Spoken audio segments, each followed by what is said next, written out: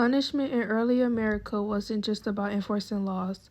It was about enforcing control and racial hierarchy. In Chapter 10 of the 1619 Project, Bryan Stevenson argues that racial difference in the punishment has created a condemnation of African Americans through real-life examples, emotional appeal, and logos.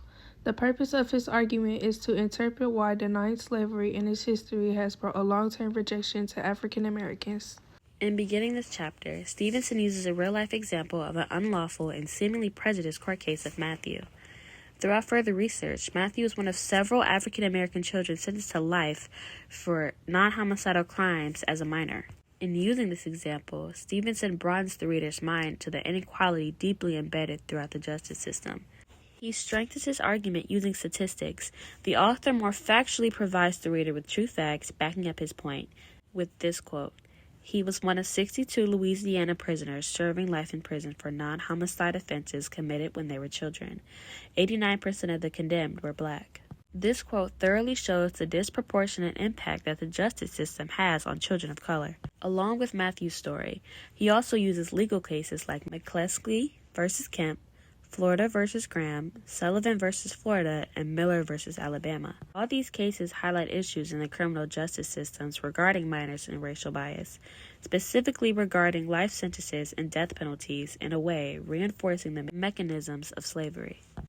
Stevenson's ability to bridge the gap between the personal and the historical is what gives this chapter its unique impact. The chapter makes us realize that the harm caused by these systems affects Black Americans' life experiences more than just statistics or jail terms. The emotional and psychological toll that belonging to a criminalized community has on people and their families is examined in this chapter. This system's long-term impacts extend well beyond incarceration, impacting communities, families, and even future generations.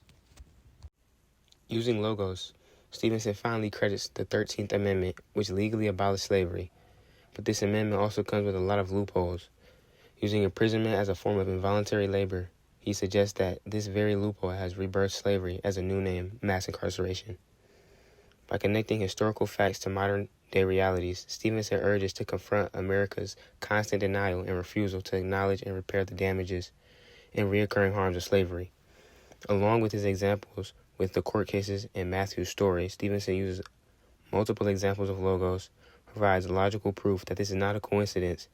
Instances like this have been happening for years and it is not an accident. In all, Stevenson's chapter is an eye-opening examination on how punishment and racial injustice are deeply intertwined in American history, and how this experience continues to shape the lives of African Americans in horrible ways.